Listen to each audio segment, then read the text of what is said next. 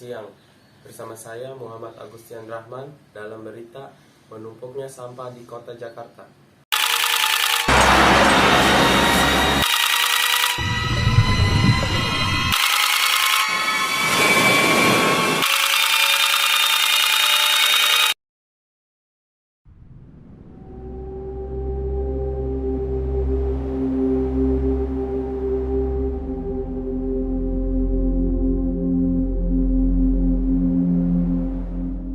Sampah plastik menjadi permasalahan lingkungan secara global dari masa ke masa. Materialnya yang membutuhkan waktu lama untuk terurai membuat limbahnya kerap menumpuk berpuluh-puluh tahun serta mencemari lingkungan.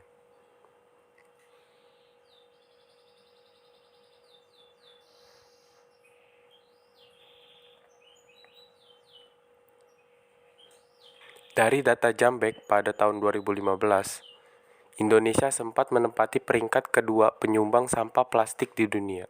Sebanyak 10,1% sampah plastik di dunia yang tidak terkelola berasal dari Indonesia.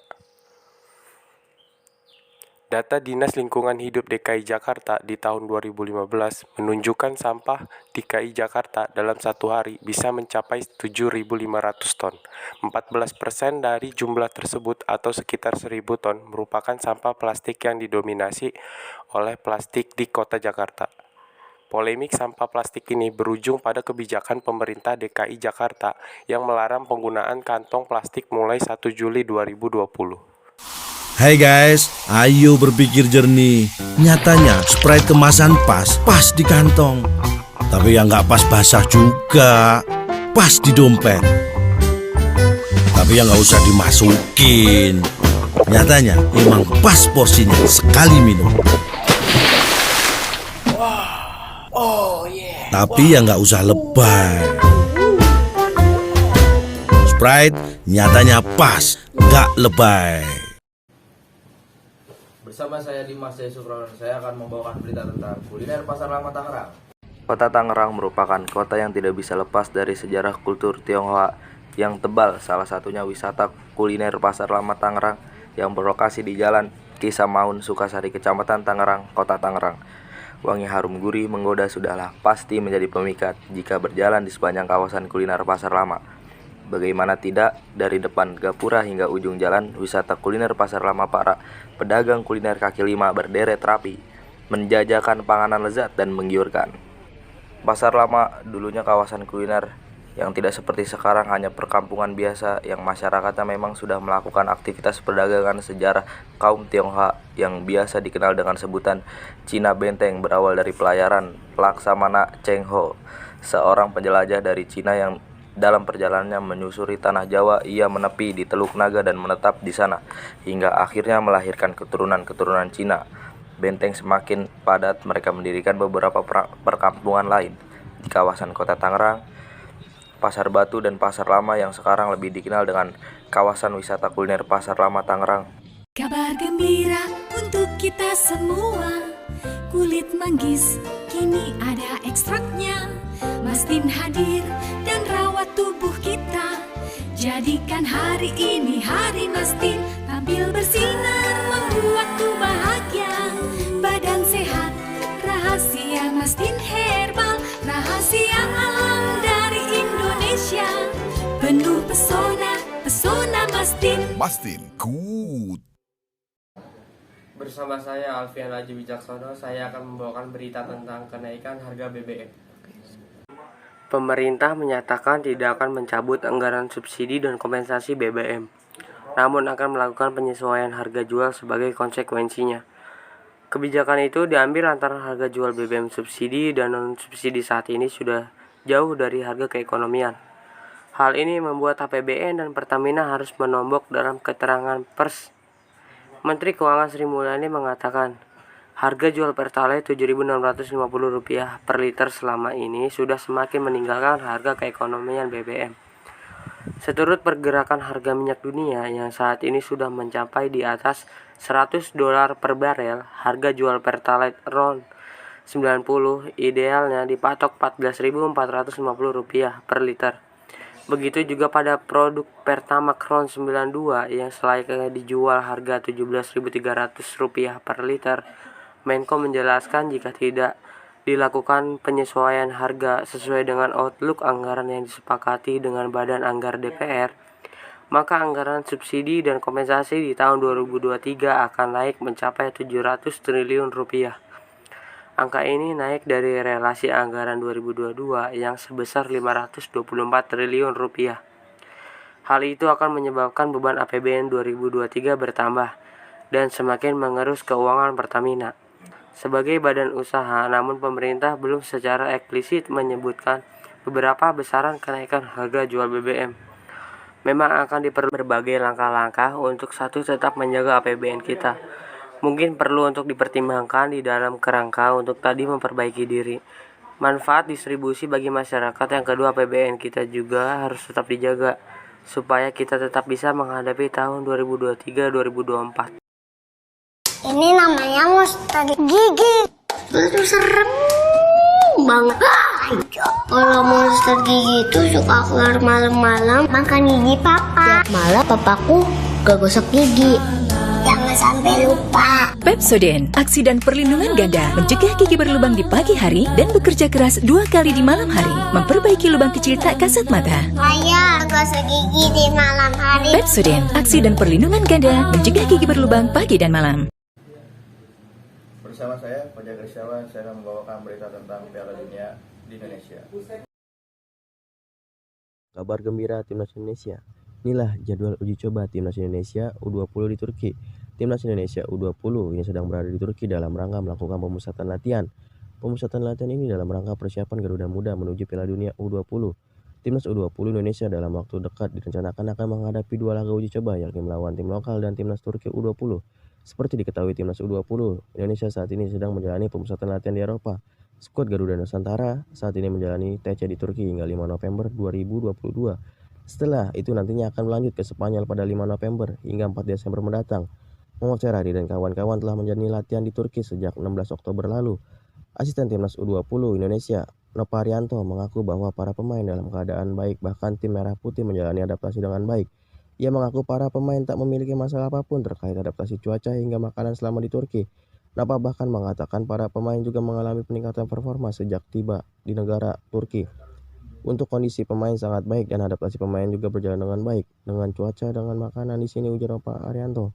Setelah menjalin TC selama sepekan ini, Timnas U20 Indonesia pun siap menjalani uji coba sebab mereka telah direncanakan akan menjalani 6 kali uji coba selama berada di benua biru tersebut.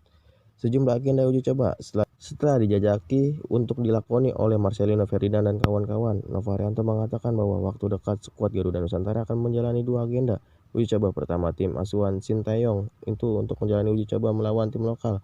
Hanya saja Nova tidak menyebut tim lokal mana yang menjadi lawan tim Merah Putih. Ia hanya memastikan skuad Garuda siap menjalani Timnas U20 Turki dalam uji coba kedua. Uji coba dalam waktu direncanakan pada 24 dan 26 Oktober 2022. Ujar Nova, rencananya akan melawan tim lokal dulu dan Aktif setiap hari, aktif setiap hari. Apa yang bikin Vino aktif setiap hari? Apa yang bikin Vino aktif setiap hari? Energen buatku aktif setiap hari. Sarapan Energen setiap hari yang bernutrisi lengkap. Jadikan anakku aktif setiap hari. Enak, Energen buatku aktif setiap hari. Energen buatku aktif setiap hari. 3. Bersama saya, Narendra Firjatullah, saya akan membawakan berita tentang kurikulum merdeka. Menteri Pendidikan, Kebudayaan, Riset dan Teknologi Nadiem Makarim meluncurkan kurikulum merdeka pada Jumat 11 Februari 2022. Hal ini menjadi bagian penting pemulihan pembelajaran di masa pandemi COVID-19. Guru diberikan keleluasaan menggunakan berbagai perangkat ajar sesuai kebutuhan dan karakter peserta didik. Terdapat aplikasi khusus yang menyediakan berbagai referensi bagi guru untuk mengembangkan praktikum mengajar secara mandiri dan berbagi praktik baik. Sebagai contoh, pada jenjang sekolah SMA, tidak akan ada lagi jurusan atau peminatan seperti IPA, IPS, atau bahasa. Lebih dari itu, Siswa dapat dengan bebas memilih mata pelajaran yang diminatinya pada 2 tahun terakhir SMA. Untuk pemulihan pembelajaran, sekolah diberikan kebebasan menentukan kurikulum yang akan dipilih, yakni pilihan pertama, kurikulum 2013 secara penuh. Pilihan kedua, kurikulum darurat, yaitu kurikulum 2013 yang disederhanakan. Pilihan ketiga, kurikulum merdeka. Keunggulan kurikulum merdeka diantaranya lebih sederhana dan mendalam. Kurikulum merdeka lebih fokus pada materi penting dan pengembangan kompetensi peserta didik pada fasenya. Hal ini menjadikan belajar lebih mendalam, bermakna, dan menyenangkan. Kedua, lebih merdeka. Peserta didik, guru, maupun sekolah diberikan kemerdekaan dalam kurikulum merdeka ini, yakni peserta didik dapat memilih mata pelajaran sesuai dengan minat, bakat, dan aspirasinya. Guru mengajar sesuai dengan tahap capaian dan perkembangan peserta didik. Sekolah memiliki kewenangan untuk mengembangkan dan mengelola kurikulum dan pembelajaran sesuai karakteristik satuan pendidikan dan peserta didik. Bersama saya Muhammad Rina Fadilah dalam berita hiburan Waterworld. Waterworld adalah wahana air yang berada di Kabupaten Tangerang, lebih tepatnya di Cikupa, daerah perumahan Citaraya. Waterworld memiliki banyak pilihan, diantaranya baby pool, wave pool, Olympic pool, white shoulder, Pirate Dome Shelter, Monkey Island, Kiddie Pool, dan lain-lainnya. Untuk jam beroperasinya Waterworld adalah jam 9 pagi sampai jam 6 sore hari, dan akan dibuka pada hari Sabtu sampai Minggu dengan harga tiket 55.000 untuk hari libur. Dan Selamat siang, dengan saya Muhammad Rina Fadilah. Saya sedang berada di wisata Waterworld. Jadi saya akan mewawancarai salah satu narasumber pengunjung Waterworld gimana tanggapan dan dengan harga tiketnya. Dan saya sedang bersama salah satu narasumber pengunjung yang akan saya tanya-tanyain. Tentang Bapak aja, Pak. Pak, menurut Bapak, tanggapan Bapak tentang wisata Waterworld gimana, Pak?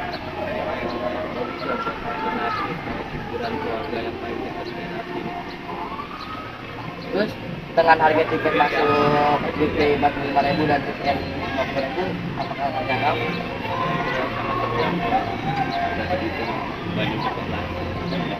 Dan apakah Bapak merasa puas dengan fasilitas yang ada? Sementara ini puas. Kalau boleh tahu Bapak sedang dari masuk atau dari keluar? Lagi nunggu anak keluar nih dari tadi pagi. Gitu Pak, makasih atas wawancaranya. Berikut berita yang telah disampaikan. Terima kasih telah menyaksikan berita ini. Sampai jumpa kembali.